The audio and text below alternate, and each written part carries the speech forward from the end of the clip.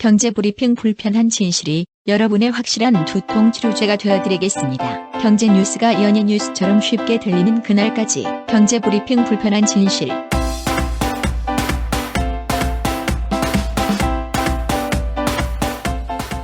경제브리핑 불편한 진실 12월 19일 순서 시작하겠습니다. 지난 주말에 방영된 SBS 그것이 알고 싶다가 엄청난 충격을 주고 있죠? 그렇죠. 박 PD도 보셨죠? 봤죠. 근데 그 제목부터가 진짜 끔찍하잖아. 죽거나 혹은 죽이거나. 이거 무슨 공포영화 제목 같지 않으세요? 할리우드에 저는 스릴러 영화가 생각이 나더라고요. 그러니까요. 근데 그 제목만큼이나 방영됐던 내용이 너무나 충격적이었어요. 그리고 끔찍했고요. 여러분들 많이 보셔서 짤막하게만 얘기 드리자면 박근혜 대통령, 이제 대통령이란 말 붙이기도 참 이제 미안할 정도예요. 아무튼 박근혜의 오촌 조카인 고 박영철 씨와 고 박영수 씨에 관련된 사망 사건에 의혹이 있다. 이런 내용이 담겨져 있었잖아요. 그렇습니다. 각종 증언과 증거 등을 통해서요. 이들의 죽음이 유경재단 갈등 상황에서 희생됐을 가능성이 크다. 이거를 집중 조명하고 있었습니다. 유경재단 갈등이라는 얘기는 결국 돈 아닙니까? 그렇죠. 그런데 오늘 아침에 더 놀라운 이야기가 전해졌어요. 그것도 놀라운데 더 놀라운 게 있어요? 그러니까요.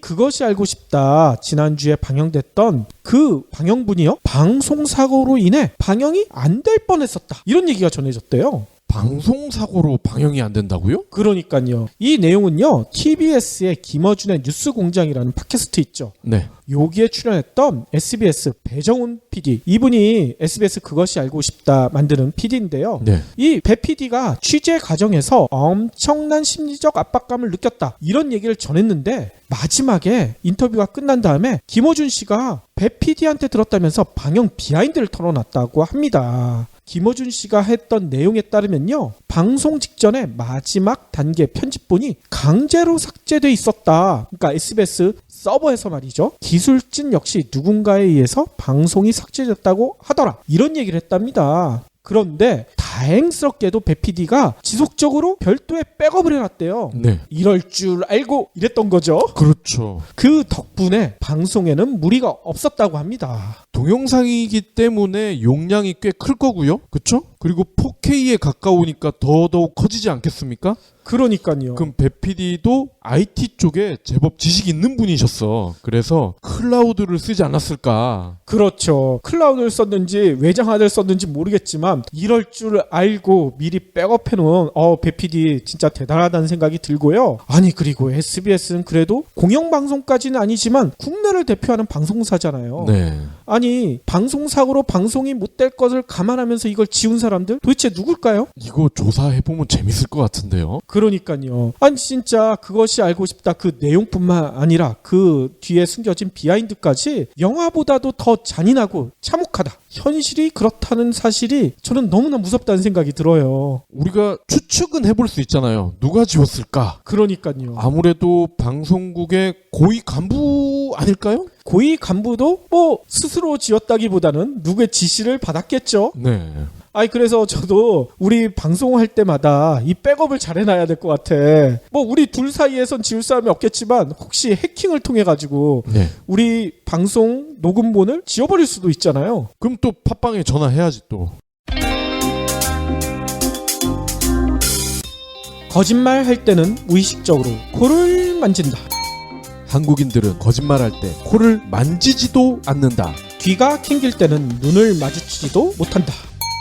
한국인들은 거짓말할 때 오히려 상대를 똑바로 쳐다본다. 우리가 알고 있던 거짓말에 대한 상식은 모두 틀렸다. 한국인에게는 한국인만의 거짓말 신호들이 따로 있다. 5년의 조사 기간 1083개의 거짓말 사례에서 뽑아낸 한국인만의 거짓말 특징 25가지. 쉽게 속이고 쉽게 속는 우리, 쉽게 분노하고 쉽게 용서하는 나라. OECD 사기 범죄율 1위 국가, 거짓말에 관대하고 무감각해진 한국에서 나를 지키는 강력한 행동 심리학. 이제 그들의 거짓말이 보인다. 지금까지 몰랐던 한국인의 거짓말 신호 25가지.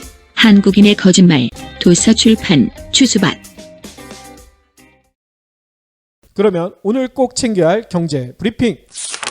월 100만 원을 쓰면은 부자일까요? 부자가 아닐까요? 아니 월 100만 원 쓰는 거 가지고 부자라고 하면 이건 너무 서글픈 얘기죠. 아, 근데요. 이 월 100만 원조차 쓰지 못하는 분들이 적지 않다고 합니다. 그래요? 오늘 통계청이 지난 3분기 전체 가구 중에 월 평균 지출이 100만 원 미만인 가구 비율이 13%라는 통계 결과를 발표를 했어요. 아니 이건 1인이 아니라 가구니까 2인 이상이잖아. 그렇죠? 2인 이상이 100만 원도 안 쓴다고요? 그렇습니다. 13%라고 해요. 와 장난 아니군요. 2009년 3분기에 14%를 기록한 이후에 가장 높다고 합니다. 2003년에 이러한 통계가 작성이 됐는데 그 이후로 10에서 12%를 왔다 갔다 하던 월 지출 100만 원 미만 가구 비율이 금융위기 당시에 14%까지 올랐다가 다시 8% 수준까지 내려앉았거든요. 그런데 작년 2분기 이후에 서서히 상승하기 시작하더니 지난 1분기에 12%, 2분기에는 12.6%, 3분기에는 결국 13%를 넘어선 거죠. 이야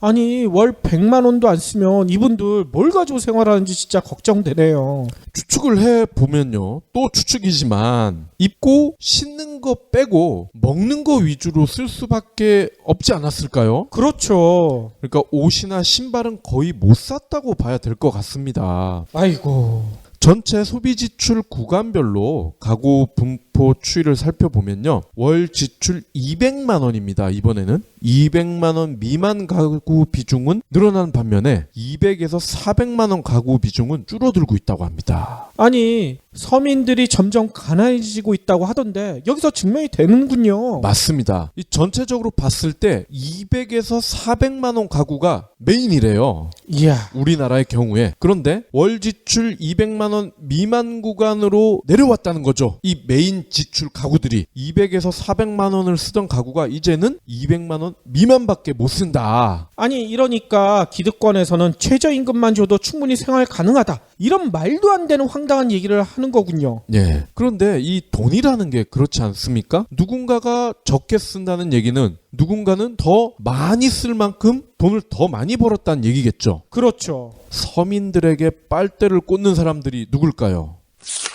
다음 소식도 진짜 끔찍하네요. 이제는 서민들이 계란이나 라면도 사 먹기 힘들어진다는 얘기가 있어요. 네. 이거 거의 남미 국가에서나 들을 수 있는 얘기 아닌가요? 방금 100만 원 미만 가구는 결국 먹는 거밖에 쓸 수 없다고 말씀을 드렸는데 이 먹는 것 중에 큰 비중을 차지하는 라면과 계란값이 너무 올랐어요. 그러니까요. 최근 AI 이것도 정부에서 제대로 막지 못했기 때문이다 얘기 많이 나오고 있는데 아무튼 AI 영향으로 계란이 공급 부족을 겪고 있잖아요. 네. 게다가 서민들이 즐겨 먹는 라면의 가격도 인상될 가능성이 높다. 그래서 앞으로 계란이나 라면 가격이 오를 가능성이 높기 때문에 사재기에 나서고 있다는 얘기가 들려오고 있습니다. 맞습니다. 대형 할인점인 롯데마트가요 20일 그러니까 내일부터죠. 내일부터 계란 판매 수량을 제한을 한대요. 계란도 너무 많이 사지 못하게 한다는 거예요. 게다가 가격도 10% 정도를 더 올리기로 했다고 오늘 밝혔습니다.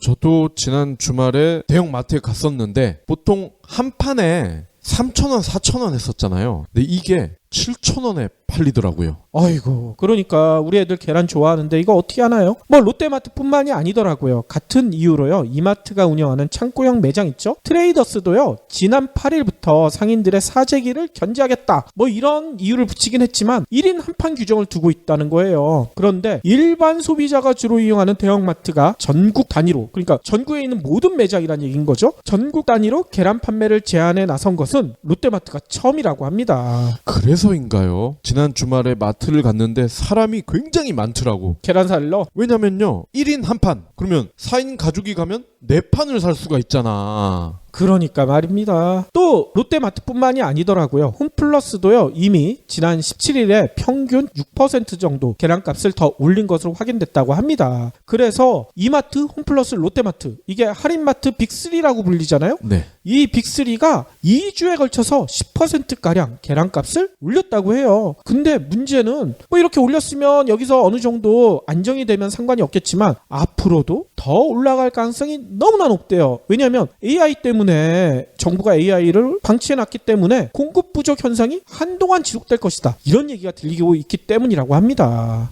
그런데 웃긴 거는요. 생닭은 또 안 팔린다면서요. AI 걸린 닭일 가능성이 있으니까 감히 못 사 먹는 거죠. 뿐만 아닙니다. 계란만 올랐으면 모르겠지만 또 계란의 단짝 친구 있죠. 라면. 라면에 꼭 계란전 넣어야 되거든요. 네. 근데 라면도 20일 가격 인상을 앞두고 있대요. 농심은요 18개 품목의 라면 권장 소비자 가격을요 평균 5.5%나 인상할 계획이라고 합니다. 그래서 이 인상 계획이 벌써 소문이 나버렸거든요. 지난 주말에 이마트 같은 경우에는 라면 상품권 매출이요 2주 전 주말보다 무려 37%나 뛰었다는 거예요. 네. 삼양도 올릴지 말지를 지금 고심 중이라고 하는데 안 올렸으면 좋겠어요. 삼양은. 그러니까요. 아무튼 이 소식에 대해 네티즌이 이렇게 힐라를 하네요. 우리도 이제 남미꼴 나는구나. 대통령 하나 잘못 뽑은 대가가 너무나 크다. 다음 소식입니다. 아파트 매물이 최근에 부쩍 늘었다고 합니다. 어이? 그래요? 지난 주말만 해도요. 서울의 강남 그리고 1, 2기 신도시를 중심으로 매물이 크게 늘었는데 이유는 대충 아실 겁니다. 금리 인상이 가장 크죠. 그리고 입주 물량이 급증을 했다는 거죠. 게다가 내년부터는 대출 규제가 강해진다. 요 세 가지 이유 때문인데요. 대표적인 강남 지역 바로 대치동. 그 중에서도 음마 아파트라고 할 수가 있는데 주말에요. 76제곱미터짜리가 10억 9천만 원에 나왔다는 겁니다. 오호. 근데 이 동네에서 10억 원대 매물이 나온 게 8월 이후에 처음이라고 그래요. 그러면 그동안엔 얼마에 주로 나왔었느냐? 지난달까지만 해도 12억이었다는 거예요. 그렇군요. 그러면 1억이 훨씬 넘게 빠진 거죠. 그리고요. 송파구 잠실동 잠실주공 5단지에서도요. 지난 주말에 13억 원대 후반의 매물이 나왔는데 여기는 82제곱미터짜리인데 10월 중순만 해도 16억 5천만 원. 와. 두 달 만에 3억이 빠진 거죠. 그렇군요. 강남뿐만이 아니라 분당, 일산 이런 대표적인 수도권의 신도시에서도 비슷한 모습을 보이고 있는데 미국 금리 인상을 했으니 곧 국내에서도 금리를 인상할 것이다. 이런 우려에다가 연말을 맞아서 새로운 아파트가 분양이 엄청 많이 되고 있죠. 그렇죠. 거기다가 내년부터는 빚내기가 더 힘들어집니다. 그러면서 기존의 집 주인들이 빨리빨리 물건을 내놓고 있는 건데 금매가 나오곤 있지만 그래도 비싼 것 같아요. 그렇죠. 아직도 일반 직장인이 이 정도 가격을 주고 아파트 사기에는 너무나 힘들죠. 집값이 어디까지 떨어지는지 이것도 관전 포인트가 될 것 같습니다. 지난 주말에 소상공인의 절반 정도가 배달앱 사업자한테 불공정 거래를 당했다. 뭐 이런 발표가 있었거든요. 네.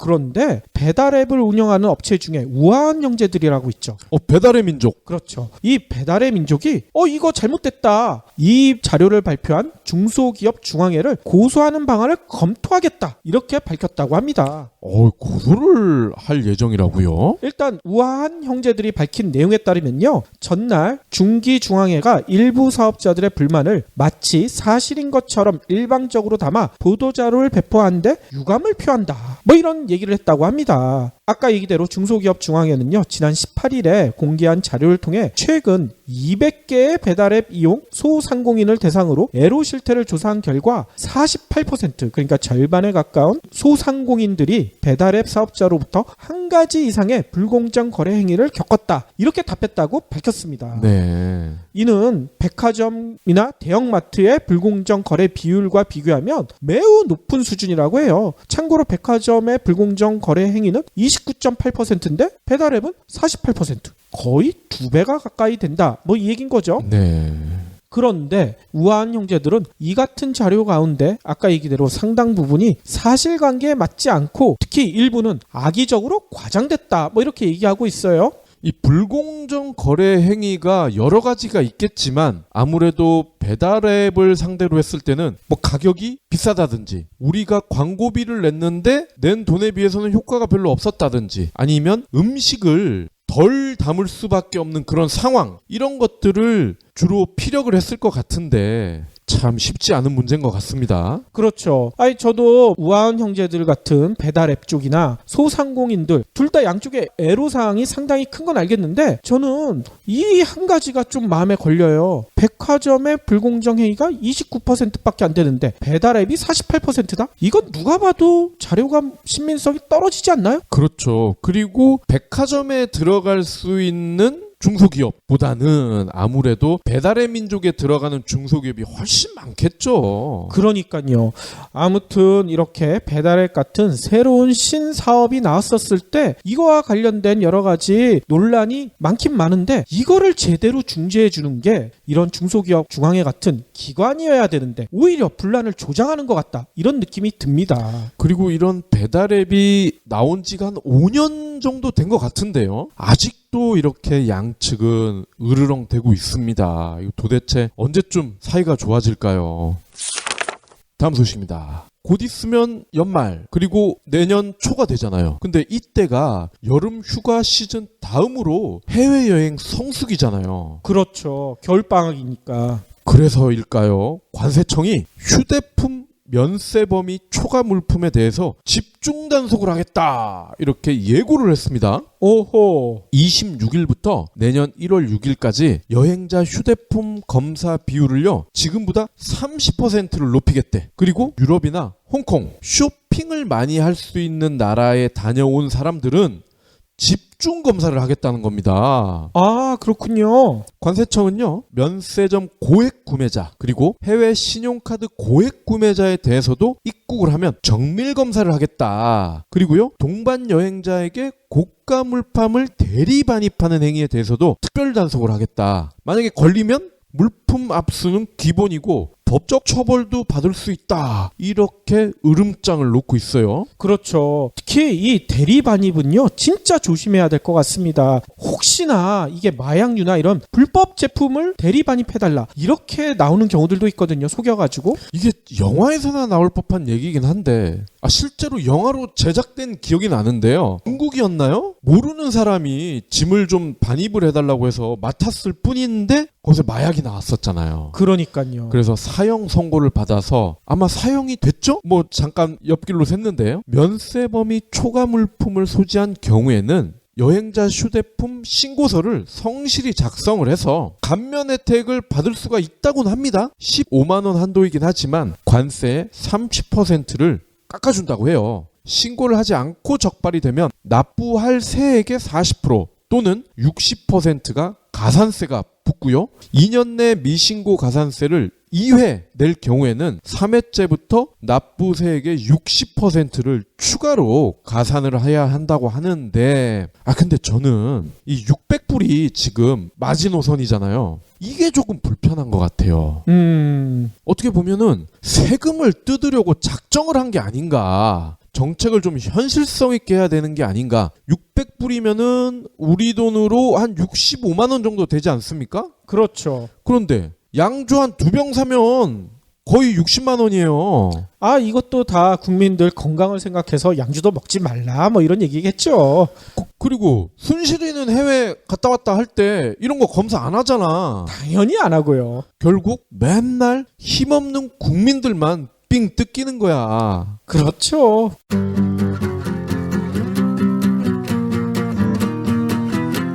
포브스가 매년 발표하는 전 세계 억만장자 순위 아시죠? 이 리스트에 이름을 올리는 가장 빠른 방법이 뭘까요? 글쎄요. 사업, 복권, 땡! 바로 결혼입니다. 결혼이요? 네, 결혼이요.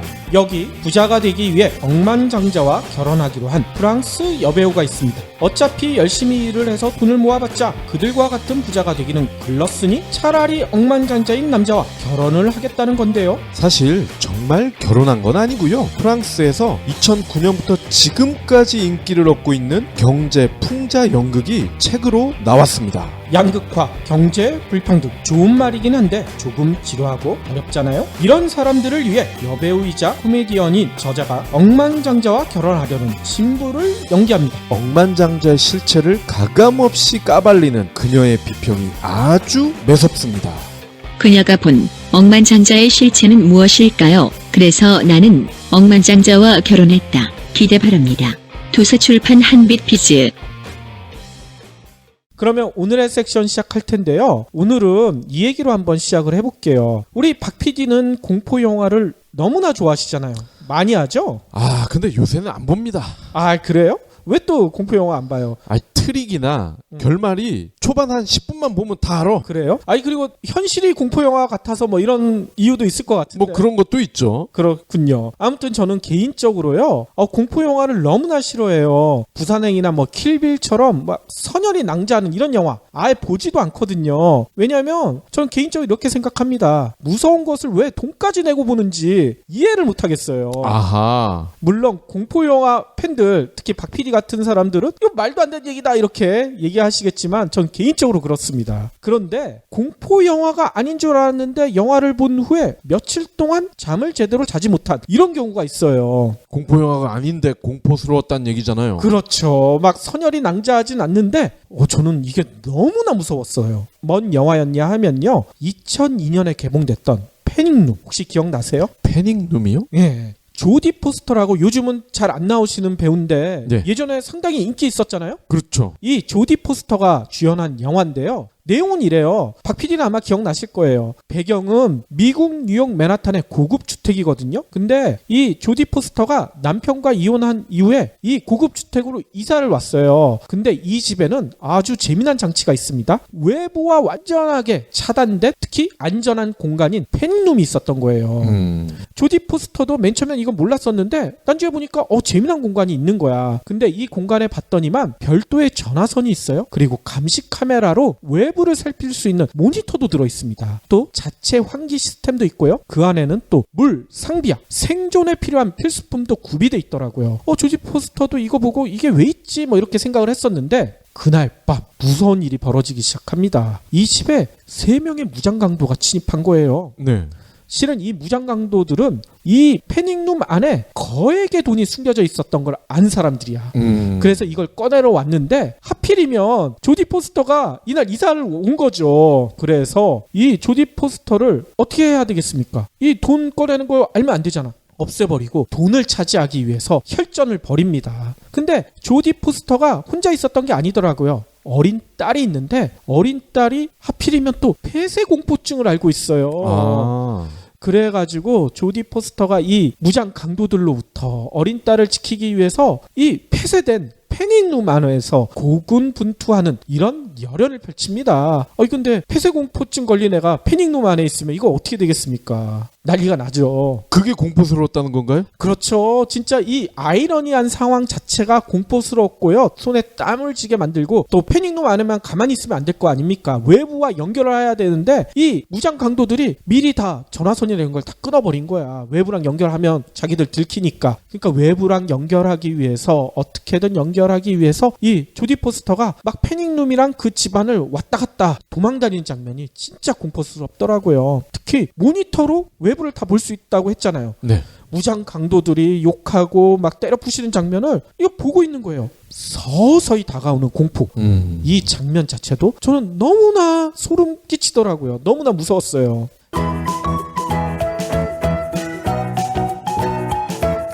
지난 14일에 미국 기준금리 인상 결정으로 공포를 느끼는 분들이 주변에 상당히 많더라고요. 네. 일단 지난번 저희가 브리핑 시간에도 잠깐 얘기 드렸듯이 미국 중앙연방준비제도 이사회가 올해 마지막 연방공개시장위원회 정례회의에서 기준금리를 0.5에서 0.75로 올렸잖아요. 10명이 만장일치로 이렇게 결정을 했더라고요. 근데 그때도 전해드렸지만 문제는 이 같은 인상이 이번 한 번에 끝나지 않는다. 이런 얘기가 나오고 있습니다. 그 공포감을 느낀 분들이 아까 말씀드린 대치동 아파트 잠실 주공 5단지 그 집 주인들이죠. 그렇죠. 일단 전문가들은요, 내년에 최소 3번의 인상이 있을 것이다. 이렇게 내다보고 있거든요. 그러면 전문가들의 예상대로 3차례 오르게 되면 내년 연말이면 미국의 기준금리가 최소 어디까지 오르는 줄 아세요? 1.25에서 1.5%까지 상승하게 돼요. 네.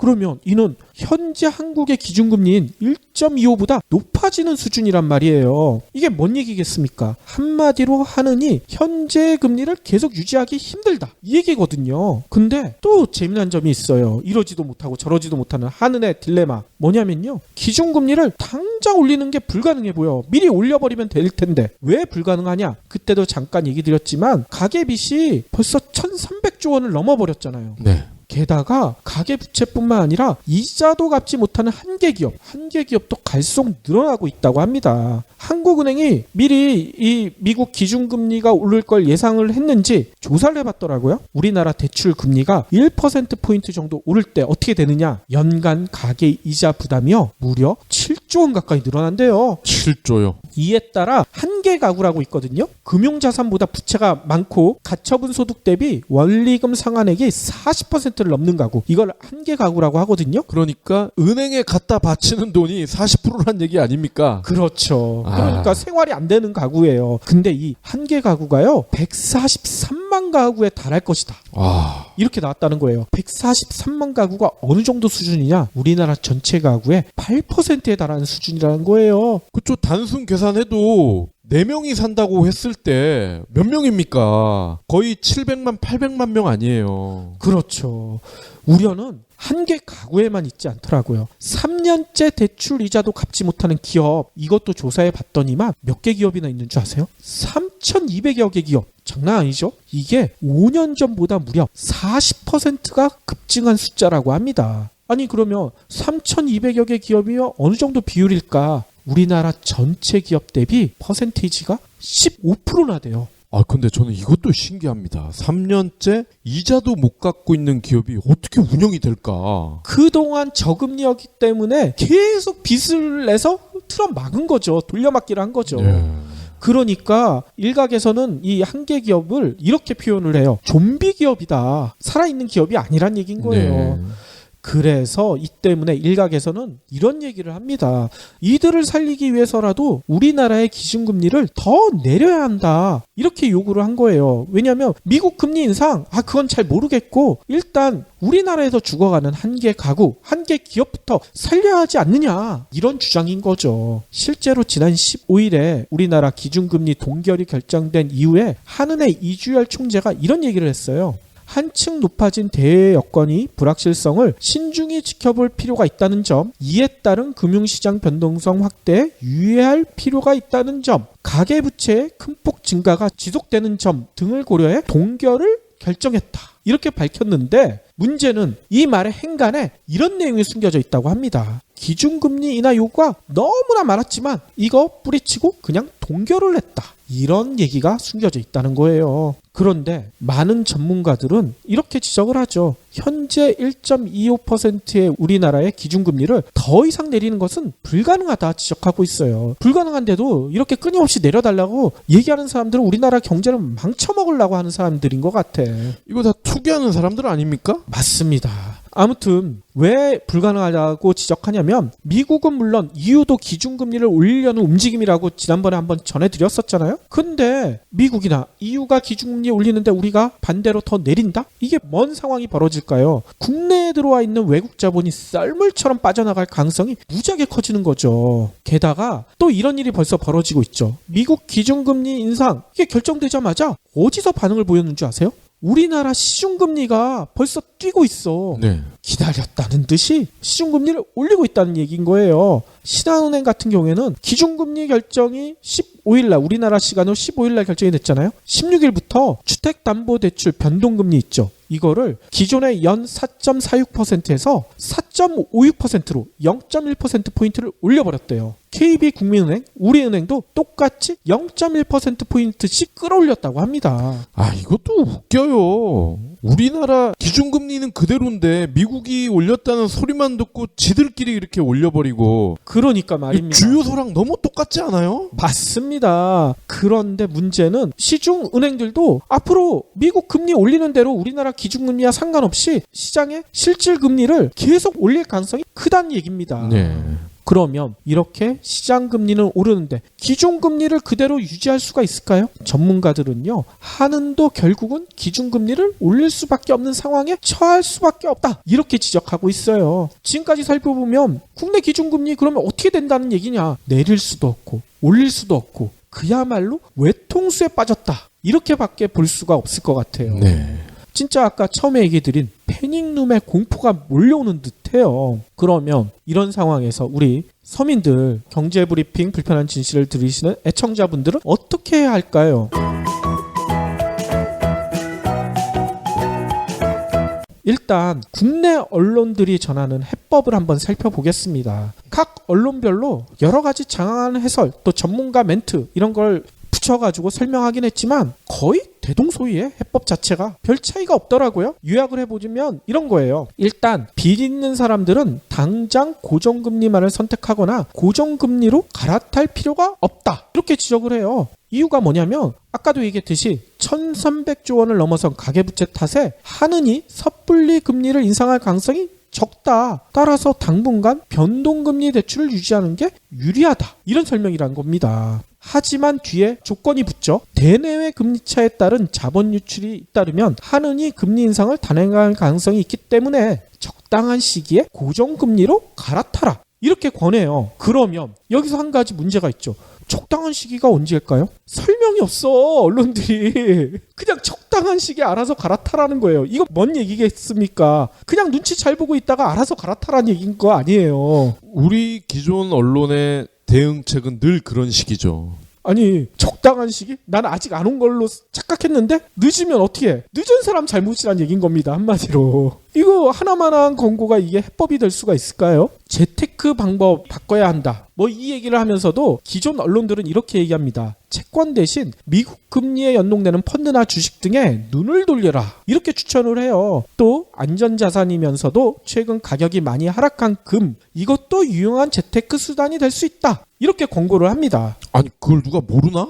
그러니까 돈이 있어야 할 거 아니야. 맞습니다. 제가 지적하고 싶은 얘기가 그거예요. 앞에서 얘기했듯이 가계부채가 1300조 원에 달해. 이게 국민 1인당 얼마씩 빚을 지고 있냐? 2500만 원 넘는 빚이에요. 예. 응애하고 태어나면 2,500만 원 빚지고 태어나는 거예요. 30대 직장인이건 40대건 초등학생이건 이렇게 엄청난 빚을 지고 있는데 당장 이 빚도 갚지 못하고 있는데 당장 아까 얘기 드렸던 계란이나 라면값 때문에 걱정하는 사람들이 많은데 어느 돈이 있어가지고 미국 금리 연동 펀드나 주식, 금 이런 데 투자를 합니까? 돈도 없고요. 시간도 없어요. 좀 계란이랑 라면 사재기 하러 마트 가야 되는데. 그러니까 말입니다. 아니 이런 얘기는 진짜 예전에 최경환 장관, 지금 잘린 사람, 그 양반이 했던 얘기랑 똑같잖아. 빚내서 투자해라, 빚내서 집 사라. 이거랑 뭐가 다릅니까? 그러니까 전문가라고 하는 사람들도 그냥 책상 위에 앉아서 이렇게 원고를 써서 보내는 거 아닙니까? 그러니까요. 물론 아까 기존 언론들의 해법 중에는 무리하게 부동산 투자는 피해라, 이런 충고도 있긴 해요. 근데 이 충고 왜 지금 와서 하냐고요. 이렇게 충고하지 않더라도 이미 부동산 투자 열기 상당히 식은 상태가 아니에요. 이거 하나만한 충고 아닙니까? 이 무리한 부동산 투자는 피하라는 저 당군 할아버지 때부터 있었어요. 그러니까 말입니다. 이는 마치 치명적인 병에 걸려가지고 시름시름 앓고 있는데 그냥 반창고 붙이세요, 그 다음에 빨간 약 바르세요, 이거랑 별 차이가 없어 보여. 하나 더 있잖아. 안티프라민. 안티프라민 바르세요. 오히려 이런 기존 언론들의 해법은 병을 악화시킬 수 있다, 이런 생각이 많이 듭니다. 진짜 병을 제대로 고치려면 우선 원인부터 파악해야 하잖아요. 이도저도 아닌 이 같은 상황에 빠진 이유부터 알아봐야 될 텐데 이런 하나만한 충고 진짜 개나 줘야 되겠죠.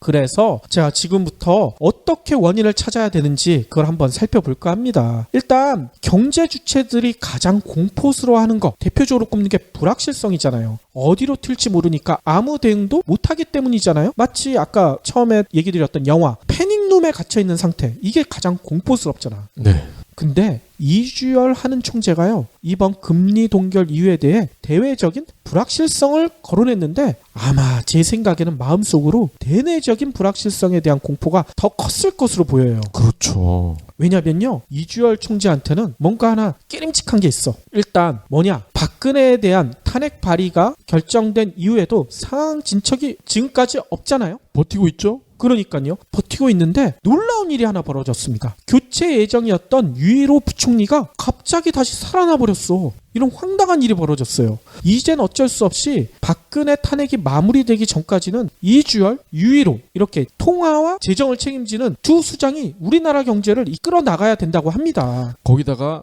황교안이는 대통령 대접해달라면서 왕로들 하려고 하고 있죠? 그렇죠. 아니 근데 뭐 황교안도 het짓거리를 많이 하지만 이 경제 분야만 놓고 봤었을 때 이주열, 유일호 왜 문제냐? 일각에서는 아니 유일호 부총리 유임됐으니까 불확실성이 사라진 게 아니냐 이렇게 주장을 하거든요. 근데 이주열 총재와 유일호 부총리 간의 악연을 안다면 그런 주장을 하기가 힘들 것 같아요. 무슨 악연이 있었냐 보면요, 지난 10월에 IMF와 세계은행 연차 총회에 두 사람이 다 참석을 했거든요. 근데 거기에 외신들이 많이 모였을 거 아니에요. 외신 기자들이. 네. 외신 기자들 앞에서 해묵은 전책 논쟁을 벌였어요. 이런 황당한 상황을 연출했다고요. 일단 누가 먼저 시작했냐 봤더니만 이주열 총재가요, 현지 식당에서 기자들, 외신 기자들을 만나서 이런 얘기를 했다고 합니다. 통화 정책의 여력은 있지만 지금까지 가계부채 등을 감안할 때 상당히 신중하게 접근해야 한다 이러면서 재정 정책의 역할을 강조했거든요. 한마디로 한은은 할 역할 다 했으니까 기획재정부, 그러니까 유일호 부총리가 맡고 있는 기획재정부에서 제대로 해라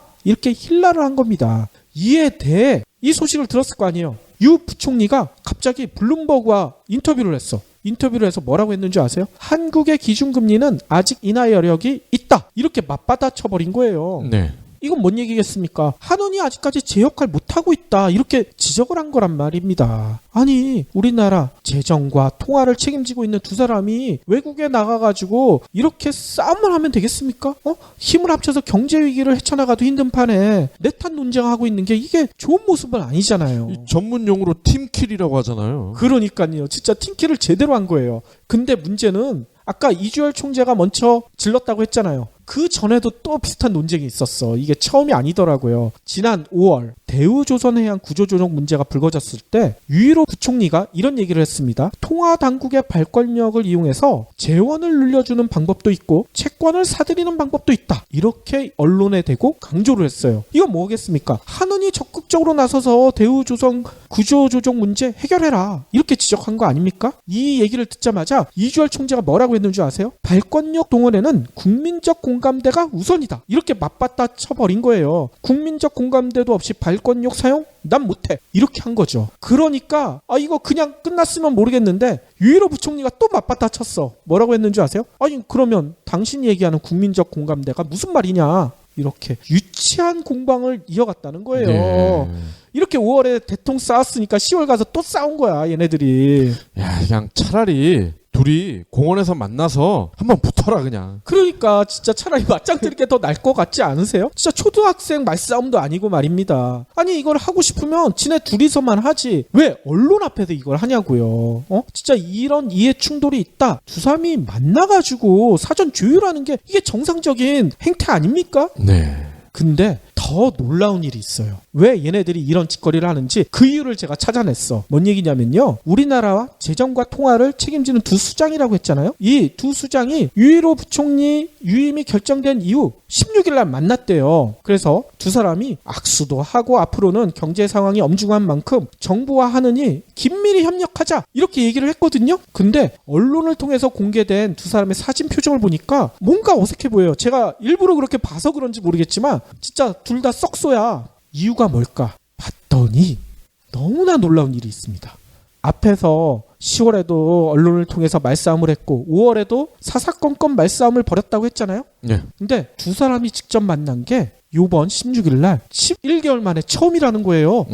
아니 우리나라 재정과 통화를 담당하는 두 사람이 11개월 만에 만났대. 이게 뭘까요? 박근혜가 서면 보고만 만나서 두 사람도 대면 싸움을 피한 게 아닌가 이런 생각이 들어요. 그래도 제가 생각했던 건 아니네요. 저는 하도 막장 드라마를 많이 봐서 그런가 두 사람이 알고 보니 형제였다 그런 줄 알았어. 아니에요. 그건 아닙니다. 아니, 두 사람이 감정 싸움이 있거나 말거나 이거는 둘이서 풀어야 되는 문제고, 우리나라 경제를 이끌어가는 두 사람이 12개월 동안 서로 만나지도 않고 언론을 방어막 삼아 이렇게 말싸움만 했다? 너무나 놀랍지 않습니까? 이런 두 사람한테 박근혜 완전 퇴출 전까지 한국 경제를 맡겨야 된다. 이 자체가 저는 너무나 공포스러워요. 그렇습니다. 아니 진짜 패닉룸에 갇혀있는 조디 포스터가 강도가 분당질 치는 것을 속수무책으로 지켜보는, 그러면서 가슴을 졸이는 이런 공포가 우리한테 닥치고 있는 거란 말인 거죠. 그런데 하필 대외적인 경제 환경이 급변하는 시기잖아 또. 그러니까요.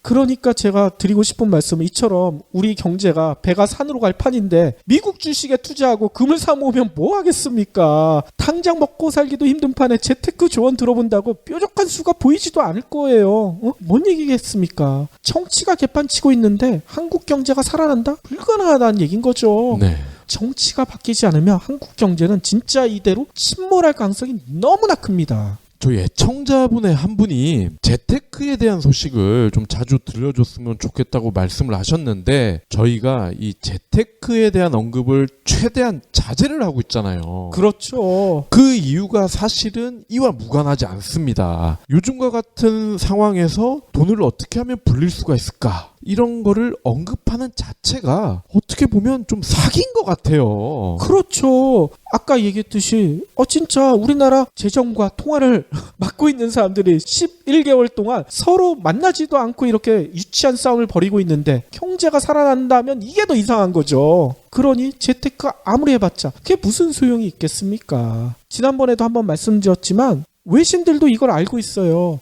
영국의 파이낸셜 타임즈도 이렇게 지적했잖아요. 독재자 박정희의 딸인 박근혜가 국가를 강압적으로 통치했기 때문에 한국 3분기 경제 성장률이 2.7%로 내려앉았고 가계부채는 급증하고 있으며 수출은 감소하고 있다. 이게 뭐겠습니까? 한국 경제의 최대 불확실성은 바로 박근혜로 대표되는 정치의 불확실성이라고 지적한 거 아닙니까? 이렇게 정치가 바뀌지 않으면 경제 수장들의 아까 얘기 드렸던 유치한 말싸움을 앞으로 계속 지켜봐야 된다는 얘기인 거예요. 그런데 제가 이 얘기를 드리는 이유가 또 있습니다. 지금 페이스북을 보니까 아직도 이런 얘기를 하시는 사람들이 많아요. 그래도 경제를 살리려면 다음 정권 보수에게 그래도 맡겨야 되지 않느냐, 이런 황당한 말씀들을 아직도 하고 계세요.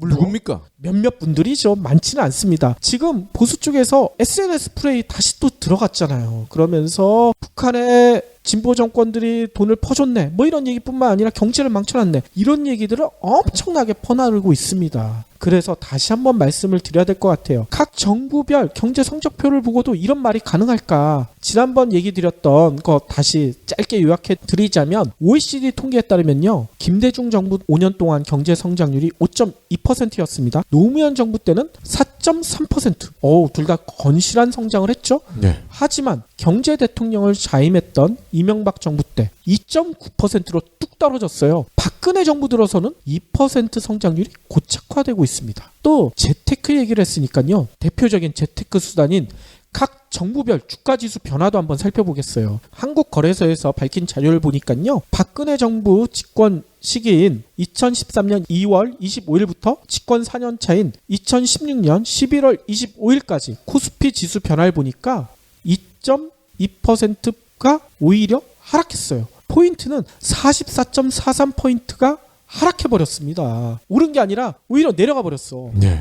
그런데 김대중 대통령 때 동일한 시기를 산정해서 비교를 해봤거든요. 1998년 2월 25일부터 집권 4년 차인 2001년 11월 25일까지 이때 보니까 코스피 지수가요 19.28%가 상승했어요. 그러면 노무현 대통령 때 2003년 2월 25일부터 2006년 11월 25일까지 보면 무려 130.69%가 상승했어요. 장난 아니게 올랐죠. 이명박 정부도 같은 기간 보니까 겨우 5.33% 상승하는 데 그쳤습니다. 박근혜 정부처럼 떨어지지 않은 게 다행인 수준 정도만 오른 거죠. 경제 성장률, 주가 상승률, 이거 비교해보면 진보 정부와 보수 정부의 수준 차가 보이지 않나요? 제가 계산을 해봤더니 진보 정부의 경제 성장률은요 평균 4.75%예요. 근데 보수 정부는 2.45%밖에 안 돼. 거의 2배가 차이 나죠? 주가 상승률은 진보 정부일 때 75%가 상승했습니다. 근데 보수 정부는 1.6% 상승한테 그쳤어요. 이 비교가 불가능하잖아요. 아니 근데 보수가 집권을 하면 경제가 성장한다. 이거는 어디에서 나온 착상인가요? 그러니까 듣도 보도 못한 이런 주장들을 아직도 하시는 분들이 상당히 많아요. 특히 인터넷상에서. 아니 뭐 보수를 어느 시기로까지 끌고 올라가야 되냐는 잘 모르겠지만 일단 이승만 때부터 생각을 해보면은 그때부터 경제와 정치를 유착시킨 정경유착 그 장본인들은 보수 아닙니까? 그렇죠. 그런데 어떻게 보수가 집권을 해야 경제가 성장을 한다 이런 생각을 할 수 있는지 모르겠습니다. 그러니까요. 저희가 자료를 가지고 얘기를 하는데도 이걸 믿지 않는 분들이 아직도 많아요.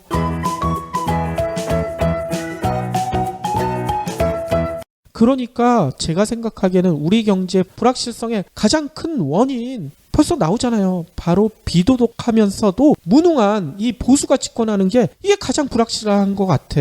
그렇기 때문에 하루라도 빨리 도덕적이고 능력 있는 진보 진영에게 나라의 치유를 맡겨야 죽어가는 한국 경제가 살아날 수 있을 것 같다. 이런 기대가 듭니다. 네.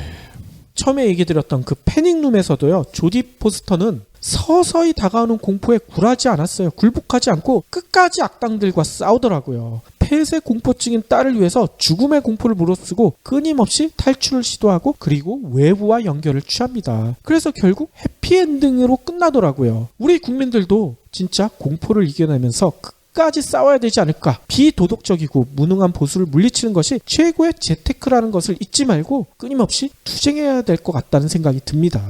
예. 그러면 대선 때까지는 재테크를 어떻게 하란 얘기냐? 그 질문을 하실 수 있을 것 같은데 글쎄요. 뭐 저희가 볼 때도 당분간은 관망을 하시면서 투자 또는 재테크 자체를 홀딩하는 게 최선이 아닐까 싶어요. 맞습니다. 이런 시기에는 쉬는 게 재테크다. 이렇게 생각하신 게 마음 편하실 것 같아요. 혹시 기부해보신 적 있나요? 이런 질문을 하면 나 먹고 살 것도 없는데 기부는 무슨? 기부는 션, 정혜영, 김장훈이나 하는 거 아니야? 라고 하시는 분들이 많습니다. 하지만 기부는 돈 많은 연예인의 전유물이 아닙니다. 무료 기부 사이트 위시플렉스에 접속하면 누구나 기부천사가 될 수 있습니다. 어떻게 가능하냐고요? 위시플렉스의 나만의 위시에서 매주 마음에 드는 신상 10개만 고르면 됩니다.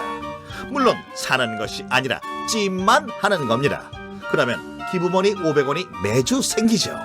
이 기부머니를 경제브리핑, 불편한 진실 같은 프로젝트에 후원할 수 있습니다. 참 쉽죠?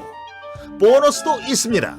매주 추첨을 통해 골라놓은 신상을 최대 90% 할인된 가격으로 살 수 있는 기회도 제공합니다. 기부도 하고 신상도 챙기고 그야말로 꽉 먹고 알 먹고입니다. 이래도 기부는 나와 상관없는 딴 나라 이야기라고 하실 건가요? 당장 위시플렉스에 접속해 자랑스러운 기부천사의 이름을 올리세요. 마지막으로는요. 연말이라 술자리가 상당히 많은데 이 술자리에서 꼭 빠지지 않는 게 있잖아요. 내기? 내기 말고 건배사. 건배사. 근데 건배사 때문에 이런 얘기들이 있대요. 이러려고 송년회 모였나? 왜냐면 건배사가 넘지 말아야 할 선을 넘는 경우들이 많기 때문이라고 합니다. 그래서 이 건배사에 대한 숨겨진 이야기들을 하나하나 살펴볼까 하는데요. 최근에 시국이 시국이니만큼 회식 자체를 자제하지 않은 분위기도 많긴 많지만 아쉬운 마음에 일부 사람들이 모여가지고 이런 건배사들을 하는데 최근에 유행하는 건배사는 촛불 집회형 건배사래요. 네. 어떻게 하냐? 선창으로 청와대에서 이렇게 외치면 후창으로 뭐라고 하는 줄 아세요? 방 빼라. 이렇게 한다는 거예요. 또 재미난 것은 화제의 인물 최순실이란 건배사도 있대요. 최대한 마시자, 순수하게 마시자, 실력할 때까지 마시자. 이런 뜻을 담고 있다는 거예요. 실력할 때까지 마시면 안 됩니다. 그렇죠. 또 최순실을 다른 의미로 해석하는 경우도 있는데 최후 통첩입니다. 순순히 물러나시죠. 실수는 그만하세요. 이런 얘기도 있대요. 또 최순실 조카 장시호. 정유라는 없는데 장시호는 있어. 장시호는 뭐냐면 장소 불문, 시간 불문, 탕하게 마시자 뭐 이런 뜻이 담겨져 있다고 하고요. 또 위하여라고 많이 외치잖아요. 위하야라고 많이 외치잖아요. 근데 요즘은 위하야, 하야를 붙이는 그런 건배사도 많다고 합니다. 그런데 이렇게 건배사가 고품격일 때는 분위기를 상당히 띄울 수도 있지만 처음 말씀드린 대로 그렇지 못할 때 독이 될 수가 있다는 거예요. 2010년에 오바마 건배사 때문에 한 남성 간부가 논란을 일으키고 결국 사임했다고 합니다. 뭐라고 건배사를 했냐면 오바마 한 다음에 이 뜻이 뭐였냐면 오빠 바라만 보지 말고 마음대로 해. 성희롱적이죠. 그렇죠. 또 거식이라는 아슬아슬한 건배사도 있다고 하더라고요. 이게 무슨 뜻이냐면 거절하지 말고 시키는 대로 기쁘게. 이것도 유머라고 얘기하면 뭐 그럴 수도 있겠지만 상당히 듣는 사람이 불쾌할 수가 있을 것 같습니다. 또 성공을 기원하며 발전을 기원하며. 근데 이게 앞글자만 따면 상당히 불쾌해지죠. 아하, 그렇군요. 또 성공과 행복을 위하여. 이것도 앞글자만 한번 따보세요. 상당히 불쾌합니다. 그러니까 이건 농담으로 받아들이기에는 좀 도가 지나치다는 얘기인 거죠. 이 농담 자체가 철저히 권력이나 위계에 의해서 발생한다고 볼 수 있기 때문이라는 설명이 있습니다. 왜냐하면 우리나라 조직 구조상 부하 직원이 상사한테 이런 농담을 건네기는 힘들 거 아닙니까? 그렇죠. 상사나 가능한 얘기인데 이걸 농담이라고 치부할 수는 없다는 얘기인 겁니다. 따라서 농담이라며 특정 집단을 조롱하거나 이런 비하하는 건배사는 다시 한번 생각해 봐야 될 것 같다. 이런 얘기가 많이 나오고 있습니다. 지금 생각이 났는데요. 이 PD님과 제가 신문사 있을 때 그래도 저희는 이제 간부급이었잖아. 그래서 후배들이랑 술을 마실 때 특히 여자 후배들도 저희는 제법 많이 있었잖아요. 그때 항상 건배사를 후배들한테 먼저 하라고 저희는 요청을 했었잖아. 그렇죠. 이런 불상사에 얽히지 않기 위해서. 맞습니다. 저희는 후배들이 시키는 대로 따라만 했죠. 그렇죠. 뭐 그것도 하나의 방법이 될 것 같습니다. 그리고요. 그래도 후배한테 시켜봤더니 얘들은 꿀먹은 벙어리더라. 이럴 수도 있습니다. 그래서 요즘 뜨는 건배사를 제가 몇 가지를 소개해 드리겠습니다. 이거는 추천할 만한 건배사인 거죠? 네. 해피 뉴 이어. 이건 무슨 뜻이에요? 해피 뉴 이어를 짧게 발음하면은 이렇게 네 글자가 되잖아요. 해가 지고 동틀 때까지 피땀 흘려 열심히 일한 당신은 누구? 바로 여러분입니다.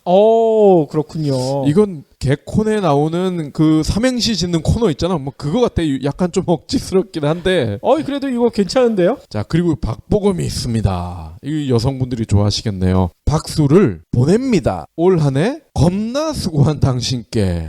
이것도 의미가 상당히 좋군요. 네, 검이 갑자기 겁으로 돌변했습니다. 너나 잘해. 너와 나의 잘 나가는 한 해를 위하여. 이것도 멋있군요. 예, 그리고 여기 계신 분들의 기쁨이 저의 기쁨입니다. 이것도 상당히 의미가 있는데요. 아니 그러면 우리도 송년회 할 때 어떤 건배사를 해야 될까요? 저는 개인적으로 그냥 비어 이게 좋은 것 같아요. 비어가 뭐예요? 뭐 두 가지 뜻이 있죠. 뭐 잔을 비어라 이런 뜻도 있고, 야 우리가 맥주를 먹고 있다 뭐 이런 뜻도 있죠. 그렇군요. 저는 박 PD가 설명해 준 것 중에 여기저기 이게 참 마음에 드는데요. 네. 여기 저희 팟캐스트를 들어주시는 애청자 여러분들의 기쁨이 저희의 기쁨입니다. 이런 뜻도 담을 수가 있을 것 같고요. 네. 그러면 정말 우리 애청자분들과 함께 맥주 한잔 하는 거예요?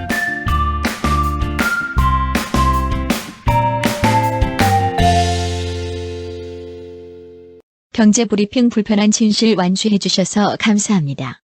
하트 2첩, 댓글 남기기, 계좌 후원 등 다양한 방법으로 힘을 보태주세요. 계좌 정보는 경제브리핑 팟빵 공지 코너에